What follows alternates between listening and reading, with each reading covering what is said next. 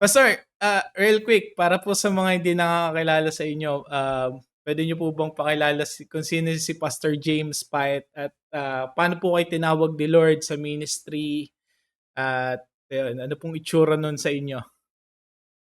Okay, ako po pala si Brother James Pyatt.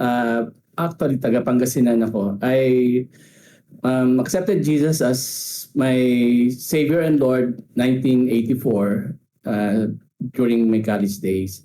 Ang nag-lead sa akin, taga Campus Crusade. And mula doon, Campus Crusade din ang nag po sa akin. After college, decided na pumasok sa seminary at mag full-time. So, nag-graduate ako sa, kung alam mo yung sa Taytay Rizal, yung BBSI doon, Baptist Bible Seminary. So, doon then, na-involve, tapos later, na-involve ako sa mga church planting activities na. So, yun, meron kami sa Zambales, tapos meron kami dito sa Calamba, at sa Santa Rosa, yan. Yung mga na simulan natin na gawain. Wow, praise God, no? And ayun nga sabi ko, ang galing, no? Pastor, paano, dahil na rin po ba sa CCC, sa Campus Crusade, dahil doon na rin po kayo nag-start na magkaroon ng tawagin ni Lord sa ministry? Yes, oo. Kasi talagang pag naging part ka ng CCC, no? Kumpleto kasi ang CCC, Campus Crusade. Crew na sila ngayon, di ba? So you're part ng crew. Talagang from newbie or new believers hanggang sa leadership. So yun ang nagustuhan ko sa Campus Crusade. Talagang nakakatuwa, no? Talagang pag binitawan nila yung isang believer, talagang pwede na siyang magsimula ng kanyang gawain talaga. And dahil doon, sabi ko, parang naramdaman ko yung calling ko, no? The time na disciple ako ng isang taga-CCC din. Talagang sabi ko, Lord, if it is your will na makapasok ako sa isang, o makapag-aral ako sa seminary, then I pray na sana i-allow mo. So yun, pinayagan ako. Talagang parents ko rin pumayag. Ayun, kaya ako nag full time. Buti Pastor, hindi naging struggle sa inyo, no? Kasi bago po ba kayo maging Christian, ano pong religious belief ninyo or talagang Christian na po yung family ninyo?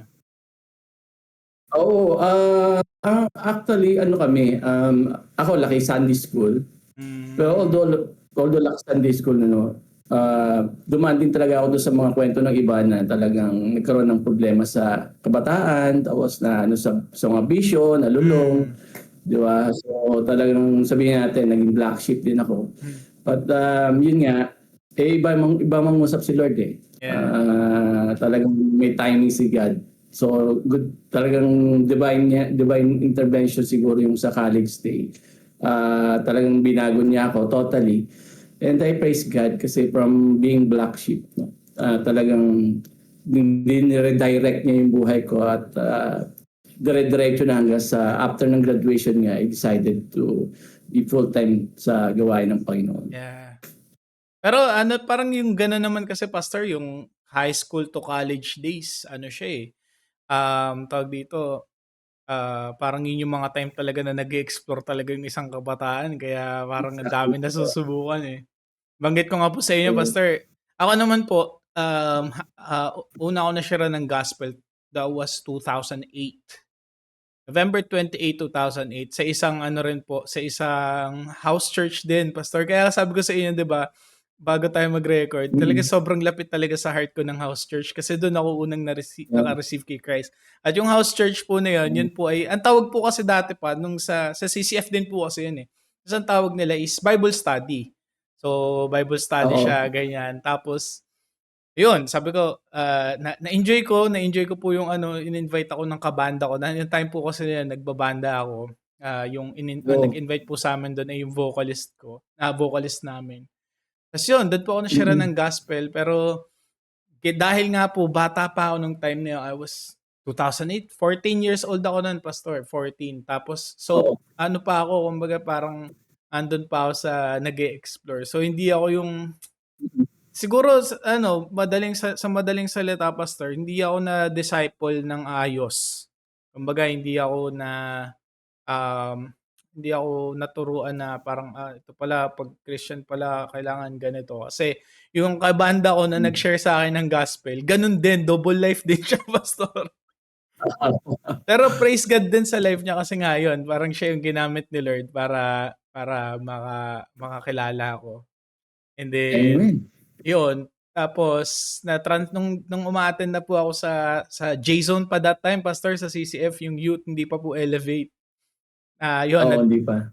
na-disciple ako ni Kuya Dan, pero medyo challenging din yung discipleship relationship namin pastor, kasi that time, yun nga, taga dito po ako sa San Pedro, tapos siya sa Mm. Muntinlupa, Alabang nga po Mm. sila, eh. So parang medyo malayo, malayo yung distance. Pero galing nun pastor kasi si Kuya Dan, kahit malayo siya, yung mga times na nababarangay ako nun pastor, umuuwi ako na parang Oo, nababagansya ako kasi ano, parang minor de edad ako, ta's barkada. oo, Oo. nahuhuli ako na ano, na gala-gala sa kalsada, tapos ano, lasing ganyan. Ta's sinusundo ako nung Oh. discipler ko na yun pastor. Parang ang pakilala ko na lang sa barangay ano yun, kuya ko ganyan. Kasi that time po wala akong ano talaga pastor, wala akong guardian that time, eh. Kumbaga wala akong, kasi separated po yung parents ko, yun. So Um, pero praise God, yun nga pa talagang ano, pero yun nga, amazing. kaya ako nabanggit pastor kasi yun nga parang yun yung mga time na nag-e-explore pa din, ganyan. Mm. Sa inyo ang ganda lang pastor na nabanggit niyo po na parang yung family talaga ninyo is nasa church na rin po talaga 'no? Mm. Kasi meron akong mga nakikilala naman pastor nung mga time na nag-decide sila na magpastor, against yung parents nila, kasi yung iba galing pa sa, for example Catholic ganyan, kumbaga Oo. may mga gano'n po, eh, 'no? Mm. Talagang mas mahirap nga yung ano, yung parents mo talaga nasa ibang religious group, 'di ba? Or yan katulad nga nung Mm. sa RC. Talagang may struggle pa additional do sa yun na nga do sa pagharap niya do sa ibang tao. Mismong family nila minsan Yeah, nag-iiwas ng ano eh, persecution sa kanila eh. opo. So sa case ko, so blessed naman na yung parents ko talaga nagpe-pray na sana ma-born again tong panganay ko. Hmm. Kasi kami lumaki sa Sunday school pero napariwara parang Hmm. gano'n. Sa naririnig ko pastor sa story niyo, malaking malaking factor na nag-form sa inyo kung sino po kayo, yung family po ninyo 'no? Yeah. Yeah. Yung Pero father ko actually yun. siya po yung talagang ano, masasabi niyo na nag-mentor sa inyo, nag-disciple sa inyo, father niyo? Mm. Siya yung nag-guide at talagang nagturo at talagang nag-pray ng ano ng matindi. Siyempre ano gusto niya talaga na mapaayos din yung buhay ko. Kasi naging problema talaga niya ako sa anong high school tsaka college. Pero praise God kasi talagang sinagot ni Lord yung kanyang panalangin.